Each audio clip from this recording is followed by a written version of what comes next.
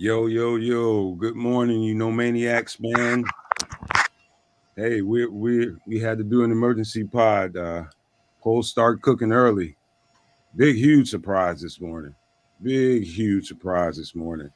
Terrell Lewis was waived, and not long after that, we got word that we picked up a player by the name of Khalid Kareem, 25 years old, 6'4", 268, drafted by the Bengals in 2020, fifth rounder. In this 2023 preseason, he had 72 pass rushing snaps, 11 pressures, 7 QB hurries, 3 sacks, and 1 QB hit. Chris, I don't.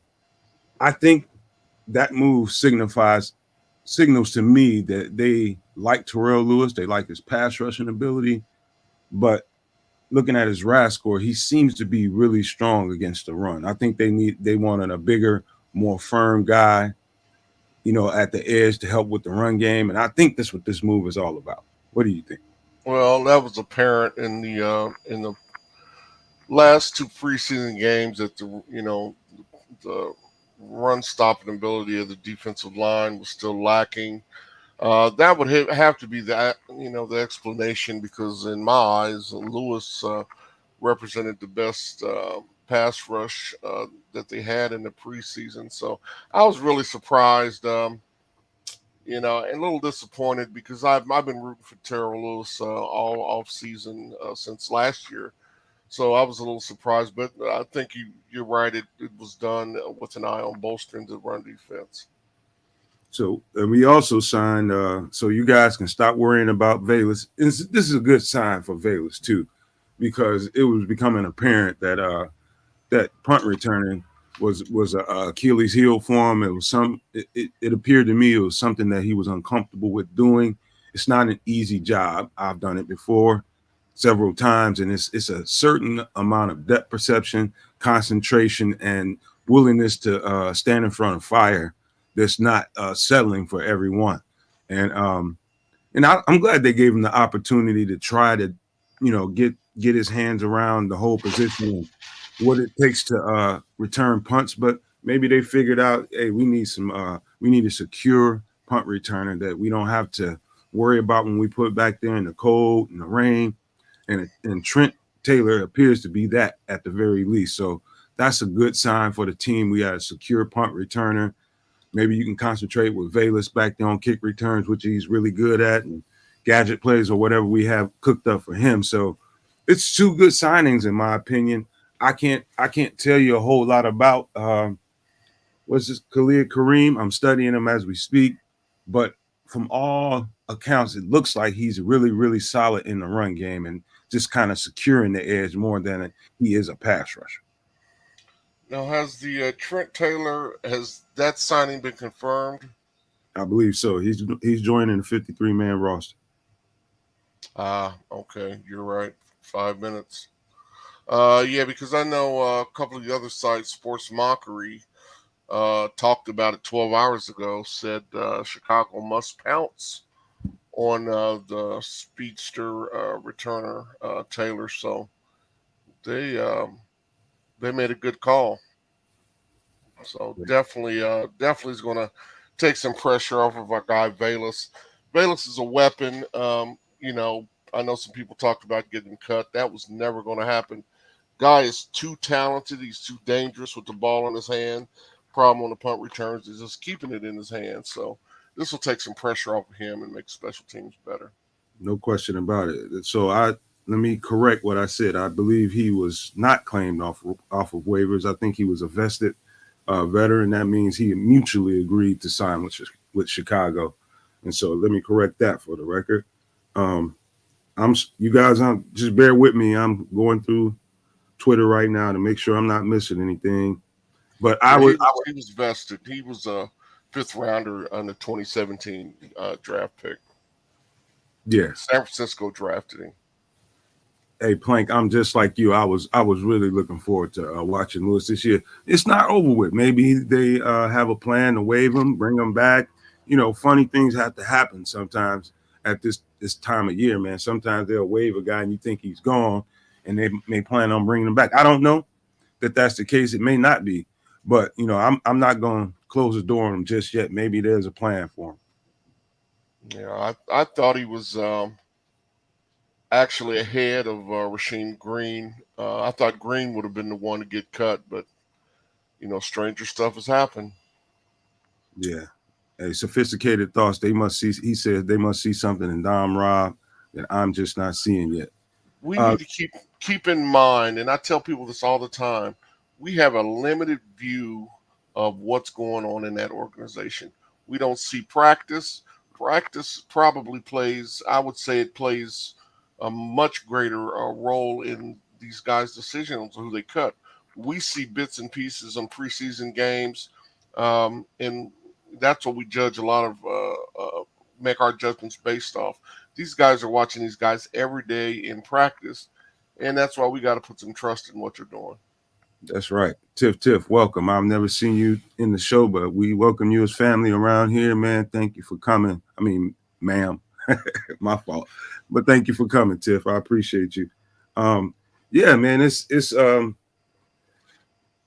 practice is it's so much that goes on in a practice, and just the repetitions, the how many times they get to watch a player do this, how many times they get to watch a player do that. They could be meeting as coaches and say, hey, I want you to really give him a lot of reps at this technique. I want to see how he sets the edge. Just give him multiple reps there. Let's see if he can consistently do this, consistently do that. So those kinds of little details we only get to see in a glimpse in a preseason game or joint practice. It's a lot that goes on behind the scenes that we don't get to know. And I feel like we have to get in a spot as fans to learn how to trust the decisions that are getting made and the fact that they know a whole lot more than we do. We do our best to come on the show and try to describe some of the things that may or may not be going on, but we really don't know everything. They're dialed in, we're not, and we're just doing our best to report it to you the best we can. Yeah, that it's hard to understand sometimes. Listen, I'm a 50-year plus Bears fan, so I've seen this happen over and over, and moves I didn't understand. Sometimes those moves didn't pay off, but a lot of times they did. So with this regime, I mean, we really are still in the infancy of it, and Poles has gained my trust. This is the season Eberflus will be able to do the same. But Ryan Poles has gained my trust, so I'm willing to ride out the journey with him right now. Yeah. So Quindale Johnson, I said from the beginning that there was no way that they were going to go into the season with AJ Thomas as the backup to. I don't know whether he's backup strong safety or free safety. I'm thinking strong safety. I believe they went and got Quindale Johnson to shore up that spot and to make sure we have a solid player there. He's a UDFA drafted by the Rams this year. No, I think last year. Saw action in 11 games. He logged 63 tackles, 6 assists, and made 20 stops. In coverage, Johnson made 5 pass breakups, 4 interceptions, and gave up a QB rating when targeted of 49.2. That's not bad. That's not bad at all. And so when they sign a guy like that, they're looking at a lot of different dynamics. And I'm glad they went and got somebody else to play safety. I wasn't sure about AJ Thomas. He had a pretty decent preseason, but the whole time they've had him, he just didn't quite look like the guy. When Jaquan Brisker's not out there or Eddie Jackson's not out there, I never was comfortable seeing him out there. And so maybe that's their answer to that after seeing him in camp, feeling like they needed to shore up that spot. So there you have that. Well, he had a pretty strong last game for the Rams. I think he was a hard cut for them. They wanted to bring him back to the practice squad, I believe, but Bears jumped on him. So, yeah, Thomas looked like a rookie at times, but we talked about it earlier. We were positive they were going to make a move at safety, and here it is. Wow. There's still a bunch going on. The whole Terrell Lewis thing, I spent so much time working on looking at his film and studying him when we got him, all the way up to camp, through camp, and enjoyed all the stories that I was hearing about him. And I'm like sophisticated. I was really excited to watch him perform this season for this team, man. I felt like he could really bring something to the table. But I believe it was J2K that came in the chat one time. We were doing the show, and he said it. He said, from what and I didn't want to admit it, Chris. I ain't gonna lie to you because I'm trying to hype the team up. But he said it. He said Lewis looked like a one-trick pony out there. All he can do is rush the quarterback. And so you don't want to admit something like that because it's like, oh man, you know what? Get out of here with the negativity. No, but he was right. Hey, didn't we just sign another one trick pony in Gakwe? That's what they said about him, didn't they? Insane. I think his film kind of I think that it's a narrative around Ngakwe Yeah. that he can't set the edge. I don't know that that's all the way true, man. It wasn't horrible when I was watching the tape, and I look at the tape pretty carefully. He wasn't awful at setting the edge. I don't care what anybody says. Did he get washed out a few times or two? Yeah, but any player is going to get that. But I think that's a narrative and wasn't all the way fair. Well, and you couple that with the fact that he's been with several teams. Normally, guys that we view as high value, especially on the defensive line, he usually gets long-term contracts, and Ngakoue has bounced around from team to team. So I think that kind of carries a certain stigma with it also. Yeah. So I think they're not done, man. I believe they still have stuff they're planning, and stuff that we haven't heard yet. But I'm not mad at any of these moves. I'm not keyed into any of them, to be honest with you. And I feel flat-footed coming on here doing this pod, but I'm doing my best because I haven't really studied most of these. I mean, any of these guys. To be honest with you, I'm looking at them as we doing this podcast. I'm looking at stuff. I like Quindale Johnson's, or what is his name? Quindale Johnson's. His ability to play down in the box, and I think maybe that's what his skill set is that probably attracted the Bears to him. So he's a good looking run stopper. In the passing game, I'm looking to see more. Wow. Well, there's still a possibility they do something in linebacker too. I was a little surprised they only kept 5, and frankly, it kind of surprised me that they kept Dylan Cole. I know he's got some history with this regime, but my guy from LSU is still out there, Dallas cut. So, oh, you talking about what's his name? Oh, dang, you talking about Jabril Cox, right? Yeah, Jabril Cox, and like you mentioned yesterday, they do like that long, quick linebacker. I didn't read anywhere that they released him with any type of injury settlement. So, I'm still hoping he can maybe find his way on the Bears squad. Good linebacker, real good. And so here's a statement from Sophisticated Thoughts again. I guess the Bears defense prioritized setting the edge and setting the run, so or then just straight getting after the QB. See, all right. I think I said this on another podcast, but it's worth repeating. We, as a matter of fact, Chris, you and I talked about this the other day when we was talking about Izzy Adonijah. Right? And so if you guys think back to when Lovey was here, think about Izzy's role in the defense. You hardly ever seen him get sacks. He got some sacks, but mostly his role was to kind of collapse the edge from the outside. And so when you hear Alan Williams talking about they like his physicality, they like how he plays with power, that's because they have one edge rusher that's constantly trying to collapse the pocket from the outside. And then you have the interior pass rushers trying to collapse it from inside. And then you have that edge rusher coming from the other side trying to reach the quarterback. And so that's just the design of the defense. And they're always going to be looking for guys that kind of specialize in one area. That's a lot of what Rasheem Green is.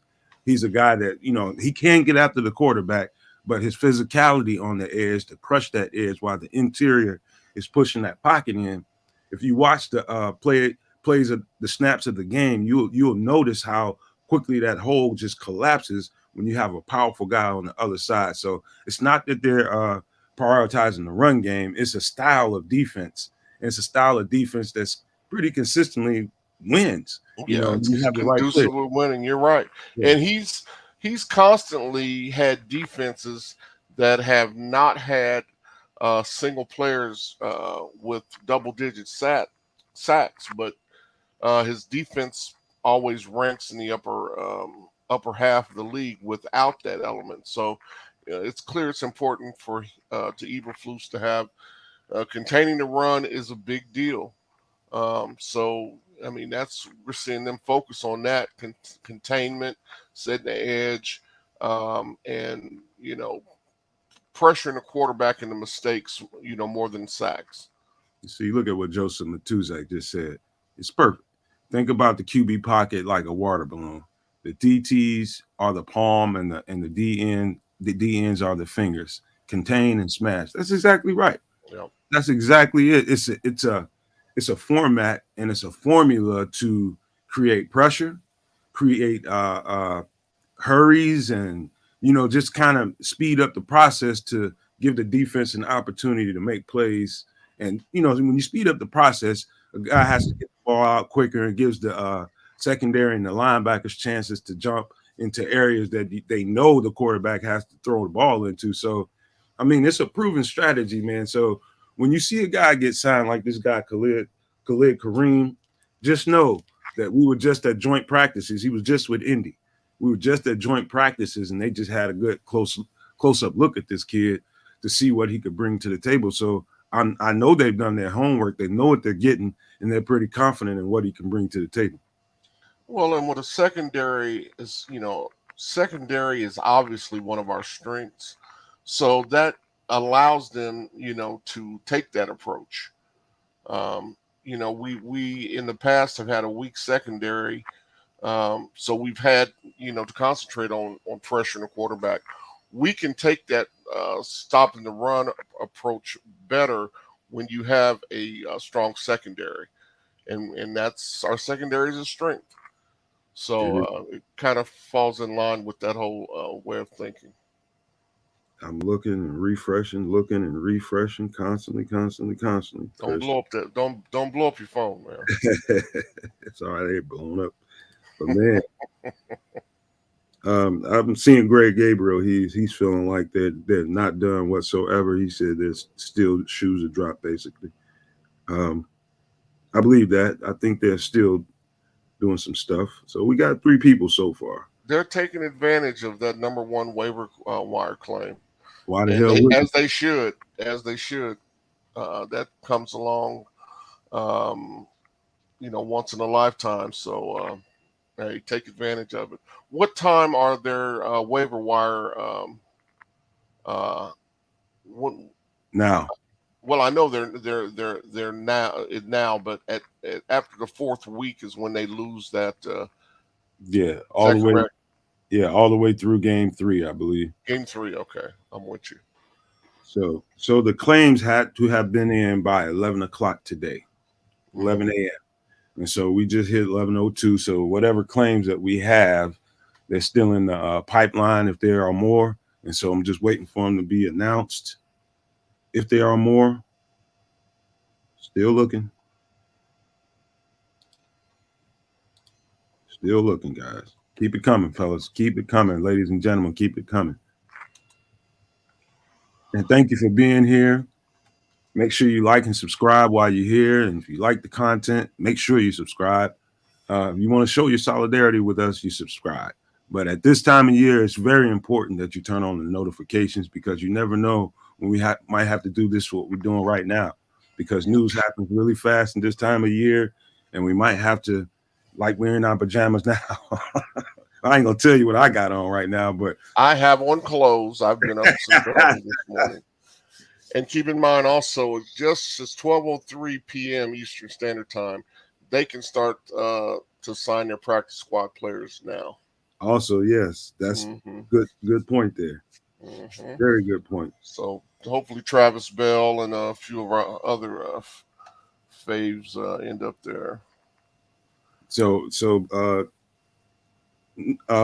is his name? Khalid Kareem is a Notre Dame guy, and Chris had no idea who he is. I'm not enough. Hey, I'm Indiana, but you're closer to Notre Dame than I am. And Brian Hendren, you haven't missed the show. We just got started. Yeah, we just got going, man. We're just trying to wait for news to pop. Wow.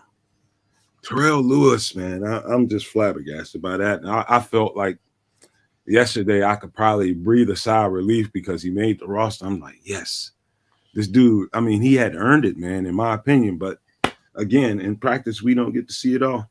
We don't get to Yeah. see it all. We're not privileged to it. And he's going to be practice squad eligible. So there's a good chance he could come back. I don't know. Somebody might pick him up. But, and Smitty says Fountain. I'm hoping Darius Fountain makes it back to the practice squad. I thought he would actually beat out EQ for that final wide receiver spot, but he was on the team last year, so there's some familiarity with Darius Fountain. Hopefully, he does make it to the practice squad because I think he played very well during the preseason. So we'll keep an eye on practice squad. So Plank sophisticated, Plank is sophisticated. here. Yeah, I see. Hey, guess if you got questions, man, go ahead, get those in, man. We'll get to as many of them as we can. But sophisticated thoughts again. Hey, do you guys think Lucas Patrick becomes a surprise cut with them keeping Kramer on the roster and adding the new offensive lineman they just traded for? It's an interesting thought, man. As strongly as I feel about Patrick as a center and a right guard, in particular, right guard. His injuries and inability to stay on the field and stay healthy. It's a big concern to me. And do they think would you rather depend on a guy that's often injured or go ahead and eat some of that the money you spent to bring him here and see if you can get a more reliable guy? That could be very well in play right now. Well, I don't think they've shown, that money doesn't mean anything. Lucas Patrick has turned into Teflon Don, in my opinion, simply because of his relationship with Getsy. Um, the guy played well his last year at Green Bay, and that's the guy we thought we were getting. Thus far, because of injuries, he hasn't been that person.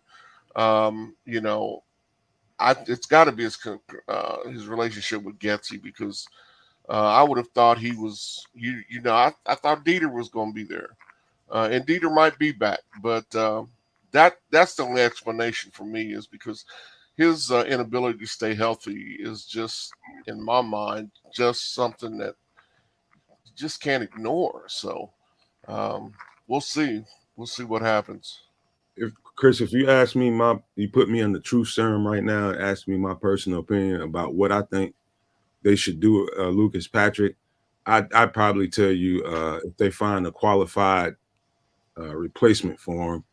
Due to his injuries, I think you have to kind of move on and get better there, so you feel more secure going into a season. That's probably what I would tell you. As much as I like Lucas Patrick, because we didn't get to see the best of Lucas Patrick all year because of his injuries and him playing out of position.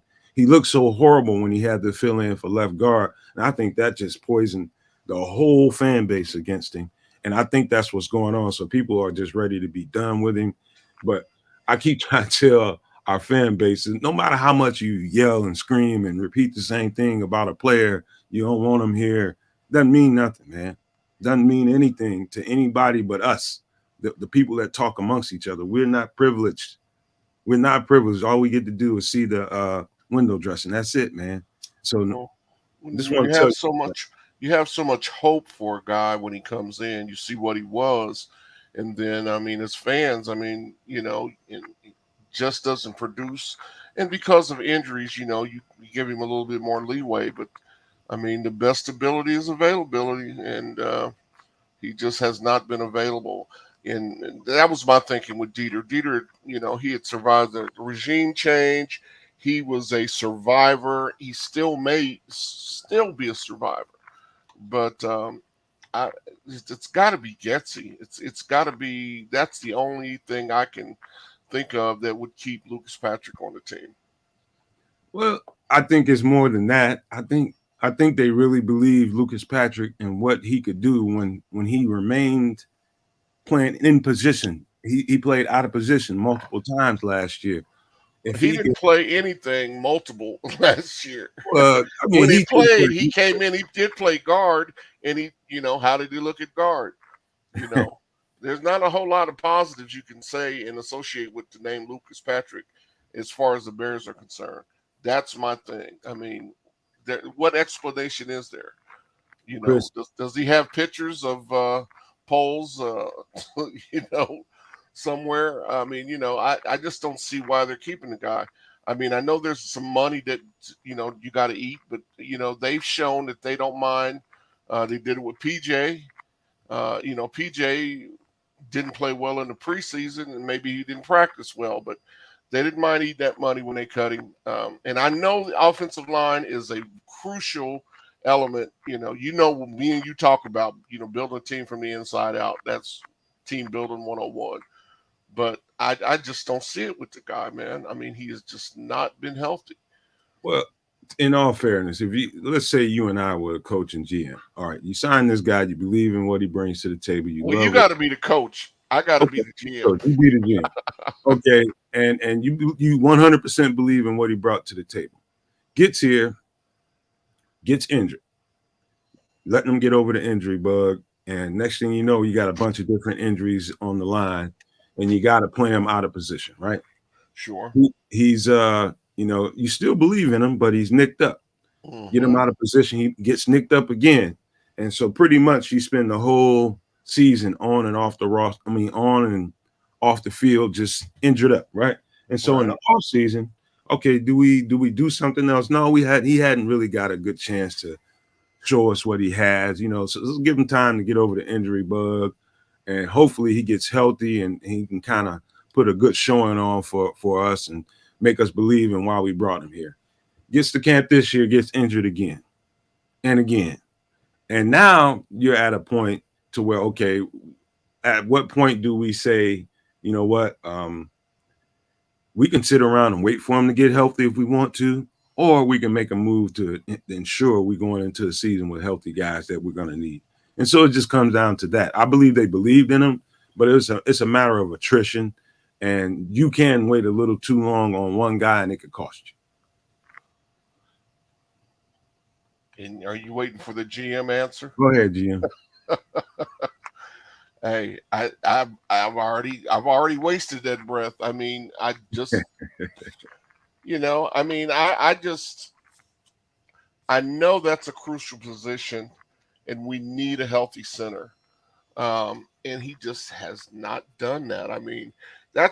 Center is obviously the weak point right now on that line. I mean, even more than Tevin's injury. There's just some confusion there, but availability and believe in him. Like I said, man, the guy played lights out. I understood totally why they signed him. If you look at this Green Bay tape, the dude played at an above average starting center level. I won't say a Pro Bowl Well. level, but he Played played well. very well, and that's the player they thought they were going to get. That's been over a year ago, and at some point, I mean, maybe he's close. Maybe I don't know his injury situation now. What is it? What are they talking about as far as his injury? Do you have any news on that? That's a good question, man. I really don't, man. I will say this though.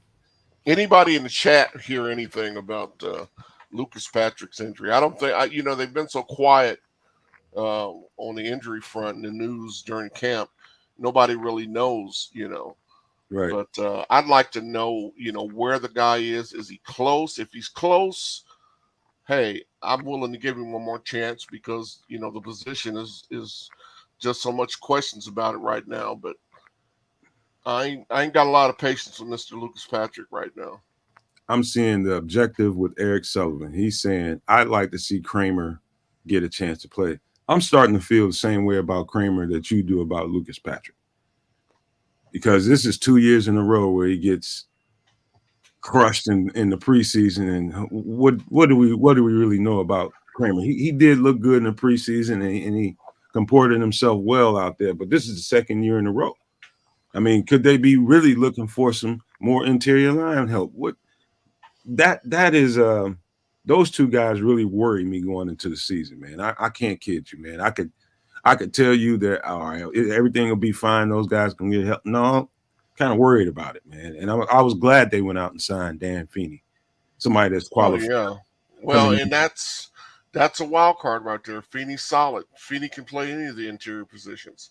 So, that'll give them some leeway as far as their patience with Lucas Patrick. But I mean, if he plays well, I mean, if Feeney plays well, I could see that being the end of Patrick there. in. Hey, Feeney's an IU guy. I liked him coming out of IU. hey, you all do what Patty Laura said. Thank you, Queen Patty. Make sure everyone don't forget to like and share. It definitely does help us And subscribe. and subscribe. It definitely shows solidarity and it helps us. We definitely love what we see so far, and it's going good, man. You guys are really supporting us, and you have no idea where this network is going, but you're going to be surprised and pleasantly surprised at that. So keep doing that. Keep helping us out, man. We really appreciate it. But Tevin Jenkins, listen, man, dude, I who's a bigger Tevin Jenkins supporter than me? I don't know, but I'm starting to worry. Starting to worry about him and his durability. Do we need to start looking down the road, as somebody else? I just haven't seen him get healthy for long enough to make me feel comfortable. As much as I love Tevin Jenkins, man, I love the way that dude plays football. That's it. That ish really turns me on the way he plays football. But with that being aside, I can be enamored with the guy and also feel like he's a suspect because of his injury concerns. And he does really worry me, man. And I hope we get some depth behind him so we don't have to worry as a fan base all year. Well, yeah. The other thing though is we know what Tevin brings when he is healthy, and yeah, he's had a spotty record as far as his health, but we know if we can get and keep him healthy, we know the type of player we have. So they're going to, even though he's not part of this regime's, he wasn't one of their picks. Um, I think he'll get much more leeway than some of these other guys. And there are some, I'm looking at who's available. There are some other centers out there, that are available. Some of them are, journeymen, but I mean they do have pro experience. I mean, Darrell Williams, he played at Seattle. Cal Fuller got cut by Denver. There's some guys. Sam Mustipher's out there. Um, so I mean, there's some options, but yeah, Tevin's he's earned the chance to bounce back from this because Chris, he's played so well. Chris, hey, retract that statement, man. You gonna cause us to lose 20 subs right now just for saying his name. Who's Musty? Man, why would you ever say that guy's I was just telling you who's available. I mean, hey, you know who else is available? Hannes Grossu's available. Brian Hendricks said, "Oh no, Oh man! what that dude, Shout man, out to T Dub, man. Good seeing you, Mr. yes Whitfield. sir, man, dude, that dude, hey, got to exercise that demon right there, man. He's just mentioning his name will terrify people, man. Oh my You know what? goodness, And that's a guy I really think maybe got a little bit more of a bad. He got a little bit of a bad shot than I think people give him credit for. You got to root for underdogs. He's definitely an underdog. I mean, I don't want him back, but you kind of root for him. I ain't rooting for him that tough to sign him what back. the hell you mean? Then you don't want him back, but Hey, he's out there. He's available. He's where out you there. at? Man, look here, man. Say Hey, King Booger World says Busty's like Candyman. Don't say it 3 times. He'll be back. that's a good one. That is good. Oh man, but yeah, Mustard he got cut by the Ravens. I think yesterday, I Yes. believe. He had a solid chance to make that team too. So if that's saying anything, there you go. Um, It's, wow, his little brother got cut too. Did you hear about him? yeah, the rookie. Was he from Penn State? Yeah, I believe he's yeah. Penn State. Yeah. Somebody's asking a question. No man, I heard you mention it on the show the other day, but do you think there's a possibility that they add another DT to the rotation, defensive tackle? I would like to see one more big body in there. Um, yeah, yeah. Um, I'm trying to think of the lineup right now. Who's behind? It's going to have to be either Pickens or because with No, Travis Bell, you mean who's it's a behind? one? Yeah, we do need a bigger body. We need another one. Yeah, they cut Roy. It's going to have. I don't know. They probably have. I've always said I thought Pickens was a little light to play the one. I think Dexter probably could handle the one better than Pickens because of his strength. Um, yeah, they need somebody behind. Uh, what's the big boy's name they signed? Talking about Billings. Yes, Billings, who was a great ad. I thought great ad. I I just know this, man. Going into the season, they need to get heavier at the one just a little bit. Somebody that's really qualified. There's several players out there, several of them. Who they decide and prioritize, or how they prioritize what they want to do, me versus what they're thinking, two different worlds. But to me, that I saw that as an area that I would circle, and Mhm. it wouldn't be surprising to me if they made a move to add a practice squad player at the least, a big guy that, in case it starts not looking so well in the run game, we got Right, to right. qualify back up to somebody like you know uh Zach Pickens. It looks like he can get the job done. Let's see if he can do it consistently during the year. And so they're expecting a lot of big things from those rookies, man. And Uh, I know, our our Mark makes a good observation too. Cam Irving got cut by the Panthers. yes. He's a veteran, high draft, former high draft pick that could have some value to your line too. Here's a question: you talking about a guy that considers himself a starter, Hmm. and you're talking where you gonna put him at on the active roster? If you think Larry Borum is your swing, who you gonna move out of the way to put him there? Well, that's a good question. We've got basically three tackles right now, and Borum is the swing.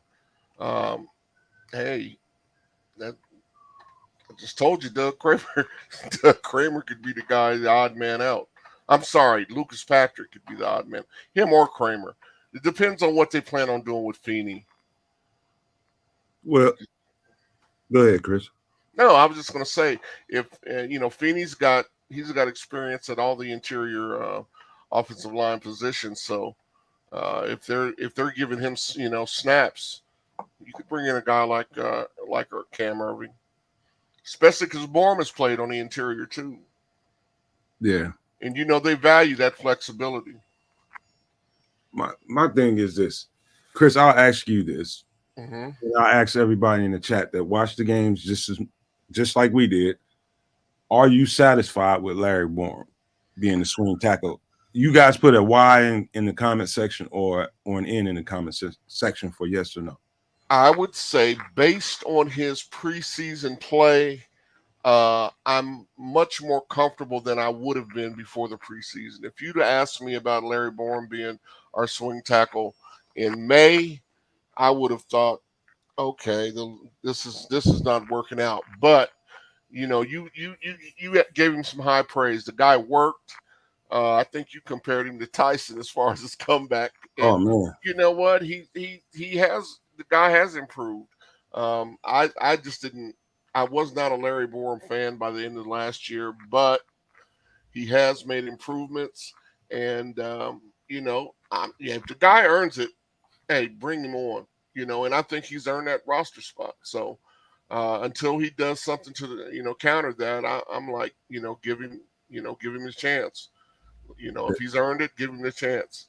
hey And King. and what? Let me. Yeah, he says Bourne has changed his mind. I just wanted to read something that Lance Zerline had said about the safety, Quindale Johnson. Said he's capable of playing high safety or lining up over bigger slot receivers, but he could be overmatched if asked to carry your speedsters down the field. So it looks like they're going to bring him as a strong safety. He's a heads-up run defender, ready to mix it up, but needs to balance his urgency with better control when it's time to break down and tackle. Johnson is a capable backup safety and might have the ability to step into a more prominent role in the future.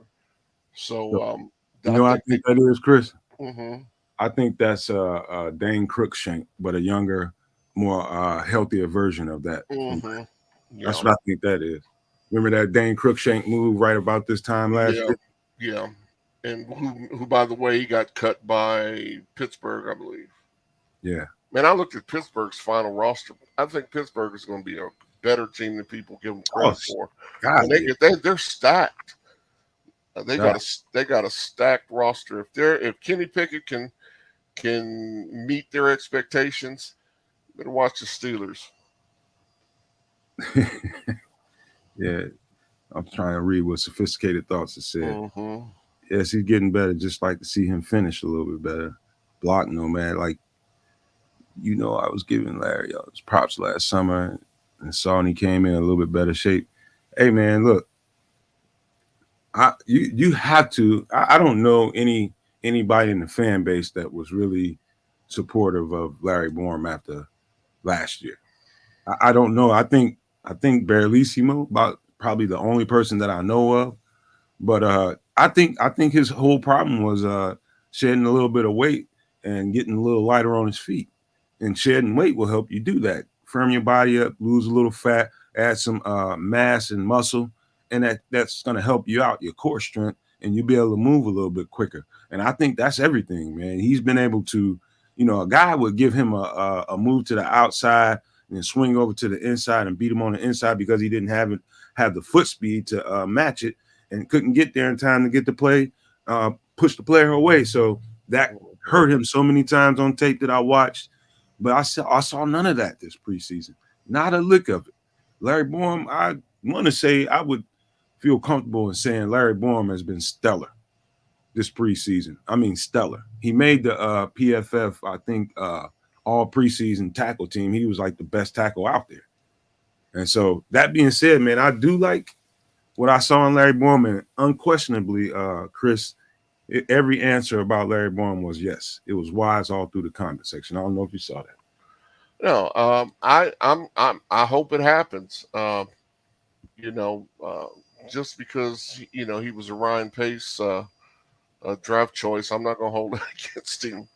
Um, I wasn't crazy about it when they drafted him, but he did some things his first year, and like I said, apparently he's gained the confidence of this coaching staff and Ryan Poles. So, hey, I'm all for giving the brother a chance. Let him do his thing. It would be awful. Just like we kind of ran away with the conclusion. He's Lewis is going to be our one of our extra pass rushers. What if they replace Borum, man? After all that, It could happen, man. I mean, yes, Lord, nothing. again. You know what? I do not think at this point they're going to cut who is our swing tackle right now. They may add a tackle. I don't think they're going to cut Larry Bourne. I just don't. I don't think that would happen at this point. That's a crucial position, and nah, I don't think they're going to cut him right now. Hey, Joseph, you leave me alone, sir. Don't be messing with me. I know that was a bad tweet. Joseph said, I remember after his poorly timed tweet after Darnell Wright was drafted that he comes out and shows out with a comment like that, man. You know what, Joseph, man, I can't argue with that. That was a terrible tweet. But listen, man, I take that word, I take that back, man, because I'm jinxing and I'm gonna knock on some wood. I hope old Larry sticks around, man. I think he's earned it.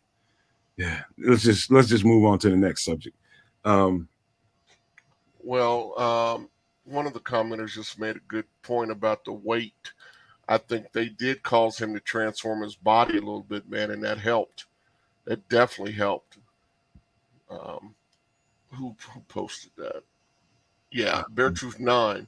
Weight was an issue, but going from college LT then to the Bears under Nagy, Then now with new coaches, it took him a minute to be more consistent. He just needs to be more physical. Totally agree with you, Bear Truth. Yeah, totally agree. Here's the question. Here's the question, and you just have to look at it in this frame. If something were to happen, not to Larry Bourne or to not Darnell Wright, are you comfortable with this guy stepping in and being solidified in that spot? As basically off what I've seen so far, I say yes. That's a hard yes. We've seen him do it before. I mean, we've seen him do it before. At what level, that's questionable, but you know, I think he has transformed his body, and so I'd hold out judgment until I see him fail. Wait a minute. AC Adam, just thank you for coming to the show. He just walked in. I see I came in late. What all happened this morning? Man, we've been to the moon and back, man. Where you been, man? We cut to Terrell Lewis and signed a few guys, signed the DN, we signed a punt returner, and we signed a safety. I've got some college tape on Quindale Johnson too, if you want to look at it. Jump on it.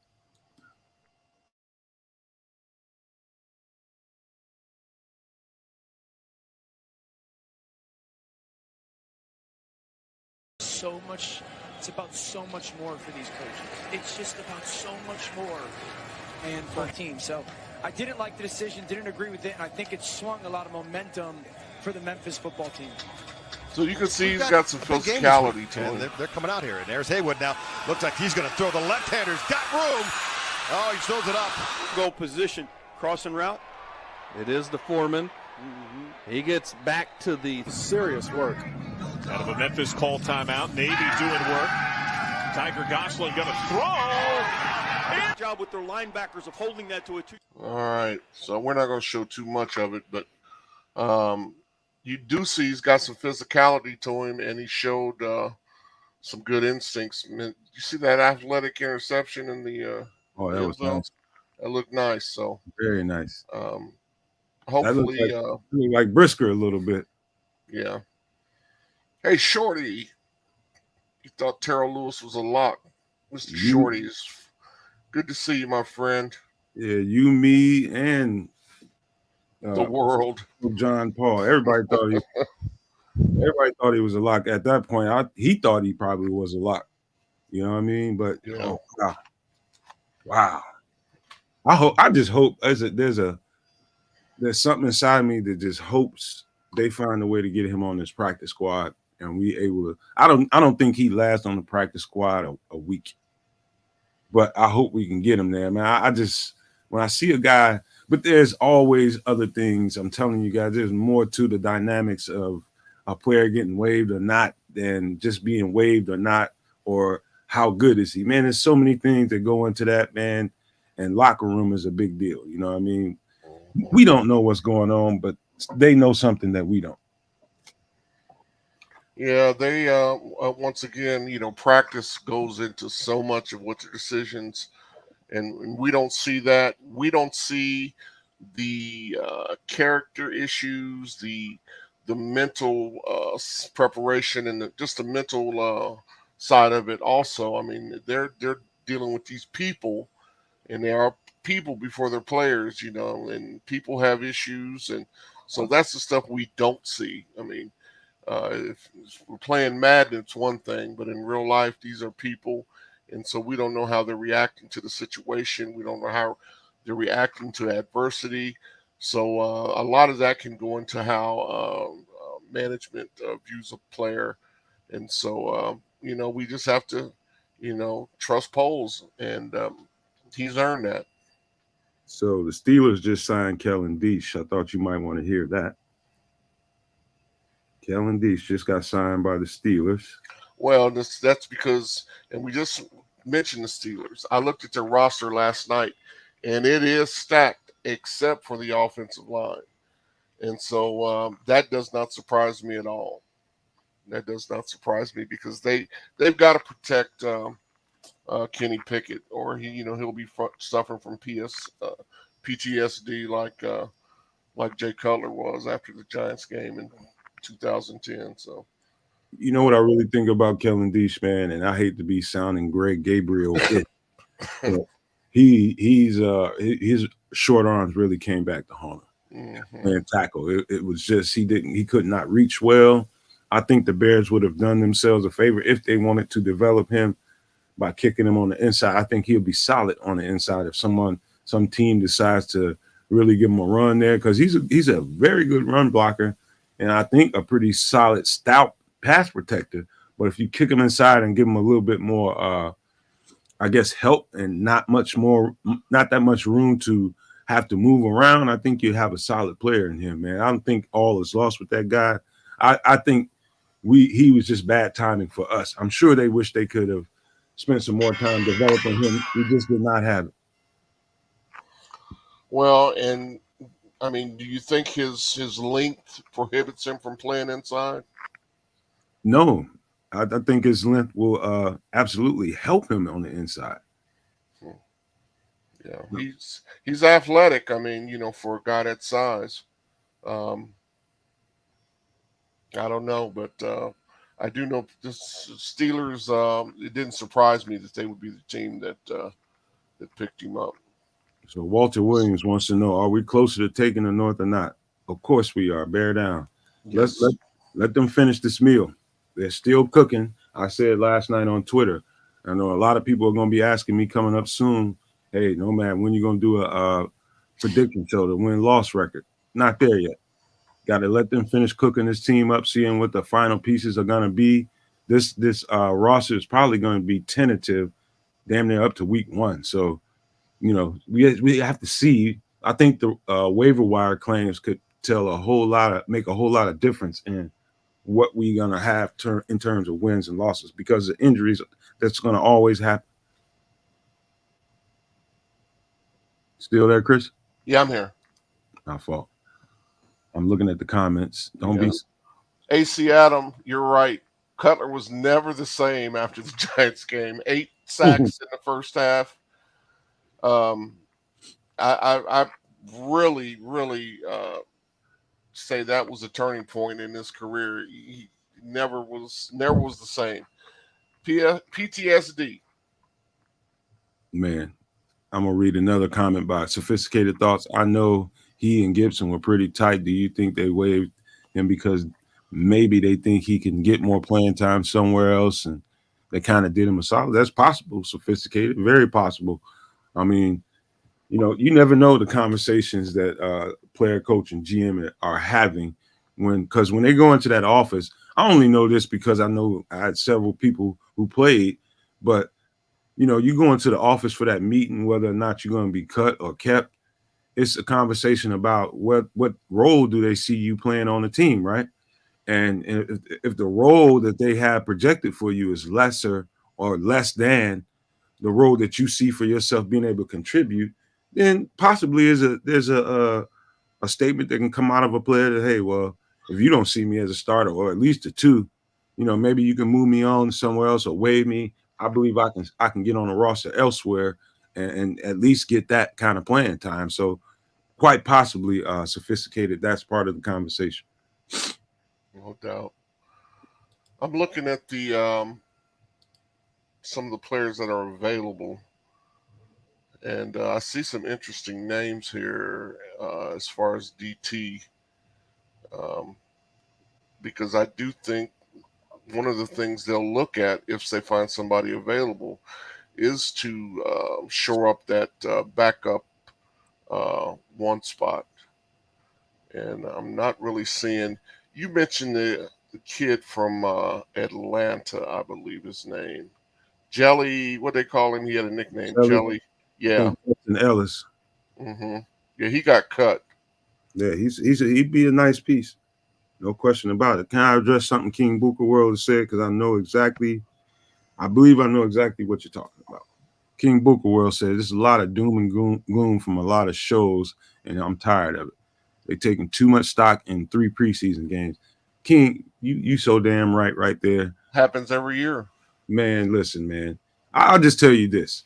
Take yourself into the mind of a person who like I've literally seen there are some shows out there that are so negative, and they get the most people coming to watch their shows.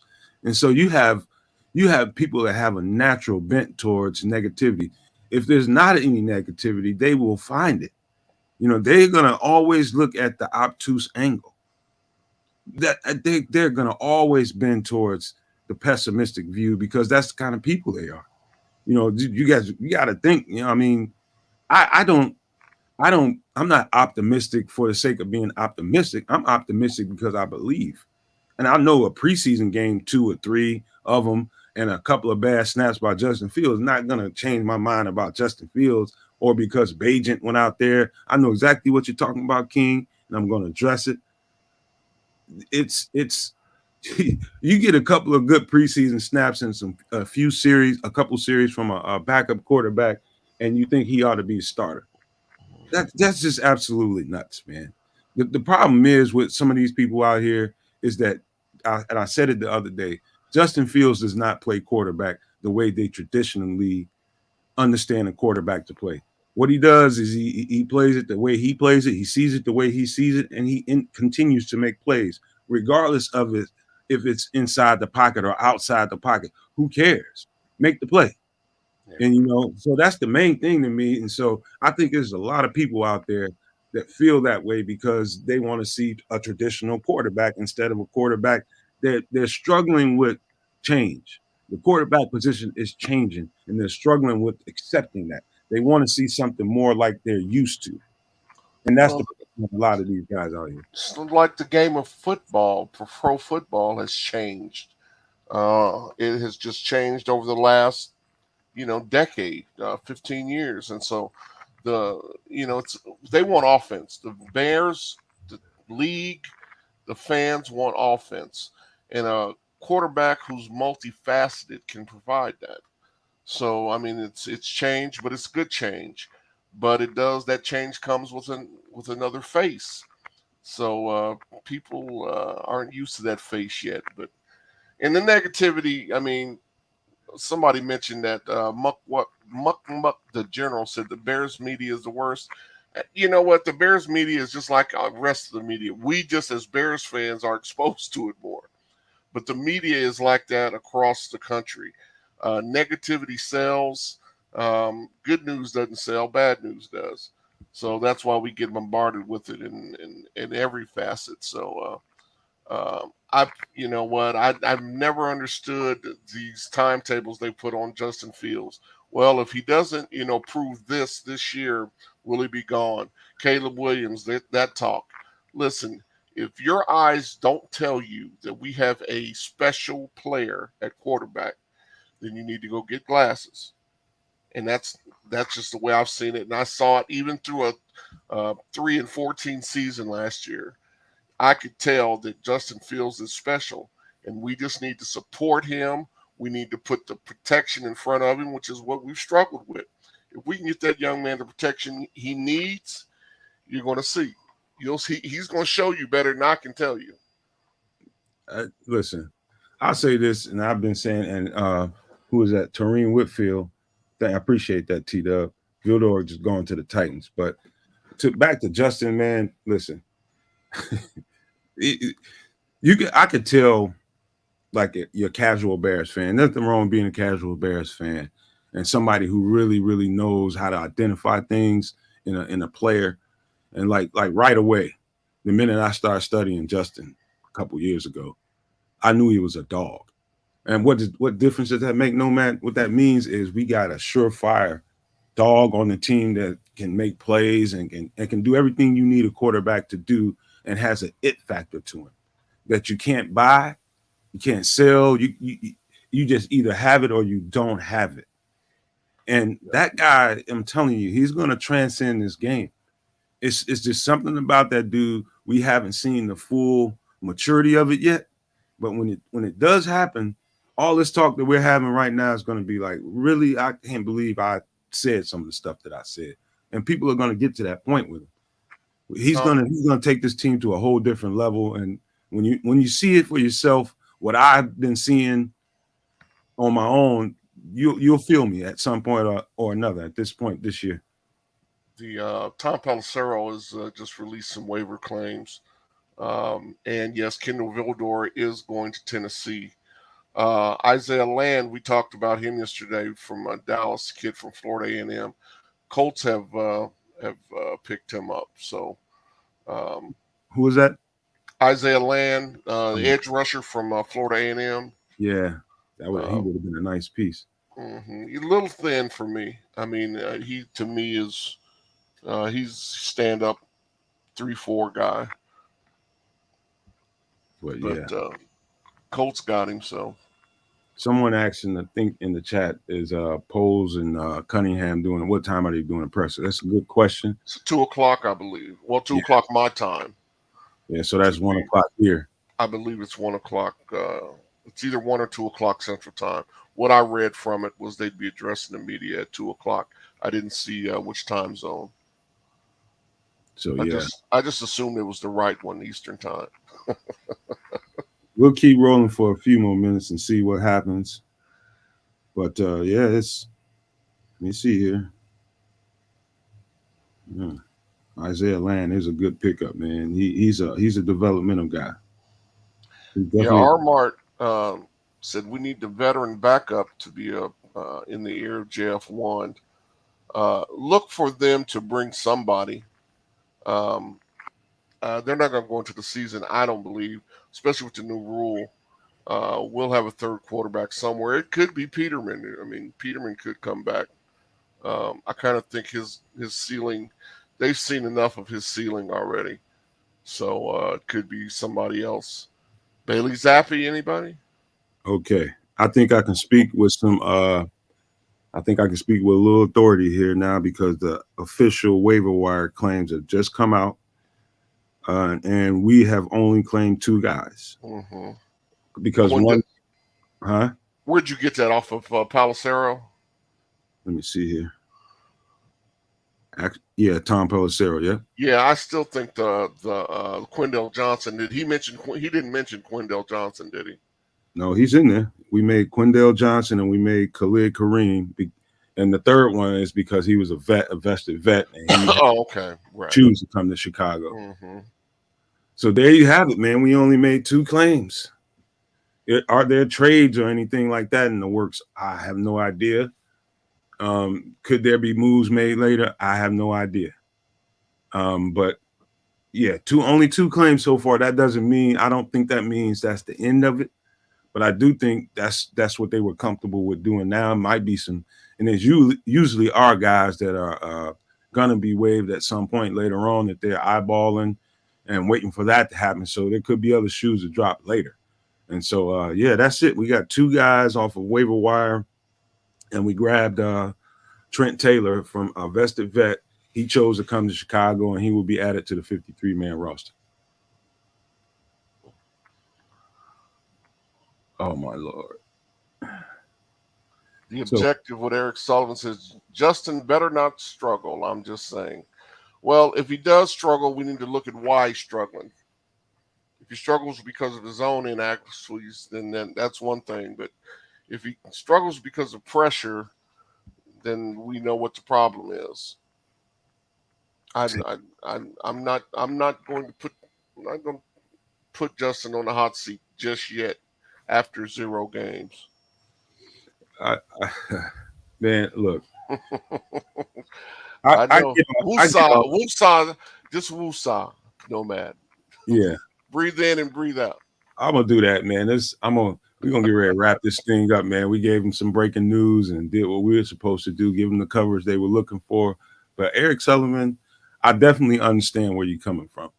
Bagent showed what a lot of people are looking for in Justin. It's not that I don't have the inability to critique Justin. I can critique him. He struggles in the short area game, and sometimes he holds on to the ball a little bit too much, and he's not concise in short area passing. The question is, can you get better at that? The other question is, how much better are you when all of your pieces are out there and you got the complete O-line in front of you? All of that stuff is to be considered. And consider this as well. what you saw in the preseason is nothing compared to what you're going to see after this dude pulls out his complete playbook and he's got all of his weapons and his complete O-line in front of him. And so I just don't – a preseason game really doesn't mean a whole lot to me because, be honest with you, if I was a league commissioner, they wouldn't play any preseason game because it's too risky. And so you got coaches out there on eggshells and making sure they're not doing certain things because they don't want people to get hurt. And so a preseason is really nothing more than a showcase to me for young talent that they just brought in. Other than that, I don't see anything gainful about preseason whatsoever. I don't really gauge anything from preseason, especially whether or not we have a starting quarterback. Is he ready to play? None of that stuff means nothing to me. Bajent looked good, and just leave it there as far as I'm concerned. He looked really good. He's earned a spot on the team, and he can develop. All that stuff about Justin Fields needs to do this or do that, or Bajent's going to hurry up and be in there, I think it's hogwash, and I'm not trying to be disrespectful towards anybody. That's just how I feel about the whole bigger picture. Shorty, they did sign Trent Taylor. He was a vested veteran, though. He was drafted in 2017. So yeah, he's probably your opening day punt returner.